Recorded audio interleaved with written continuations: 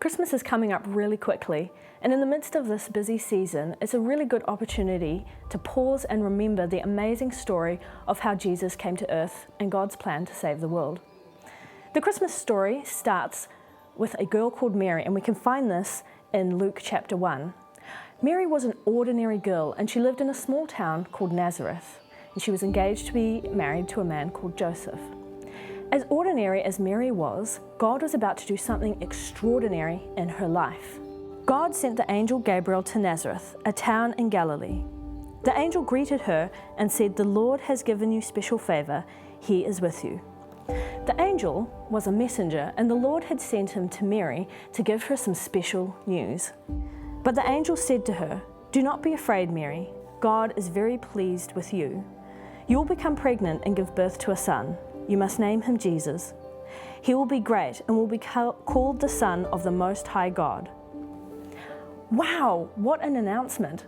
Mary was going to have a baby, and not just any baby. This baby would be the long-awaited Messiah, the promised Savior, Jesus.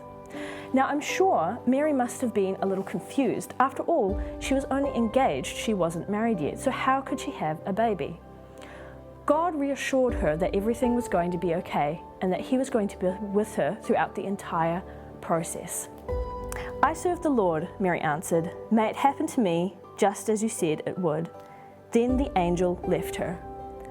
What an amazing response to news that was going to change her life forever. A few verses later, we can read a song that Mary sang about everything that God was doing.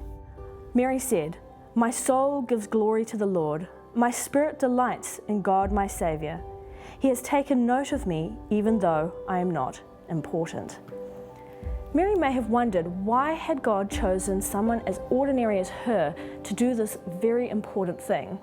Many people would never have chosen someone like Mary. They would have said that she was too young, that she was too unimportant for such an important thing. But God had chosen Mary, and through her He was going to do some very big things. Now there's another piece to this too. What God was doing through Mary was part of His plan for the whole world. The plan for a rescuer, the plan for a Saviour. But this plan was going to cost Mary. It was going to cost her her own plans.